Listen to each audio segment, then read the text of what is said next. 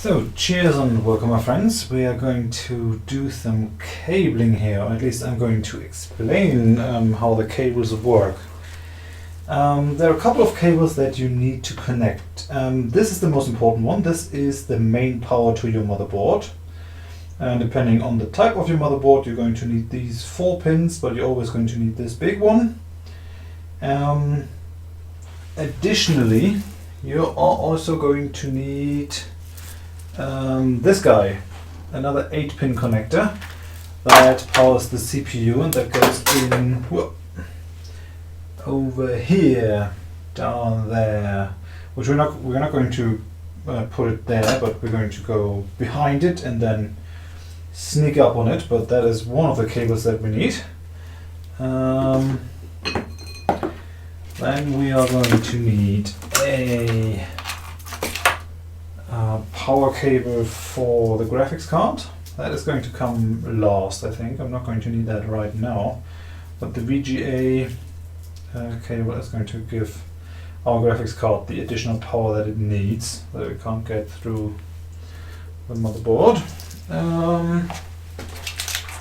And then we're going to need a SATA cable. And this is actually the perfect thing, because we need 3 SATA connectors. We need one SATA connector for my SSD. We're going to need a second SATA connector for the fan controller, so that all the 3 fans here can get power. And the last SATA connector is going to go into the optical drive. And yeah, these are all the cables that we need to route it from the power supply. That thing was already installed into the power supply. The other ones are going to go into these connectors down here. And then I've also gone ahead and connected all the case things, so stuff like the power switch, the reset button. This is the HD audio that the case can provide. This is the USB 3.0 connector. This is the USB 2.0 connector. And this just enables the case USB that is on top of it to work properly. Yeah, that's all fine and dandy. And this little thing here, it's actually pretty nifty that Samsung provides such a block which actually tells you what pin to put on what. But it's not too difficult. If you look into your motherboard manual, there's always a chapter where you can find out exactly what you should put on what. So that is fine. I did that. I also put in all the screws for the motherboard, which was nice and easy actually. I had a very different experience when doing the case change for my last PC. I had a very noisy case and I had to change that for a quieter one, but this is a real joy to build in. I gotta say, I really like it.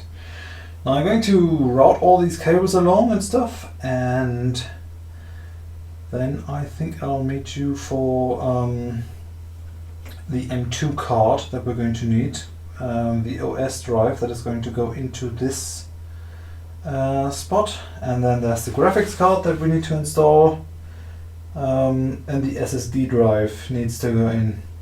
And then we're basically done. Then all the other stuff has to take place on the software side, and that's not really fit for a video. You can do that yourself, depending on what software you want and on what OS you want and all that. But yeah, these are the cabling options.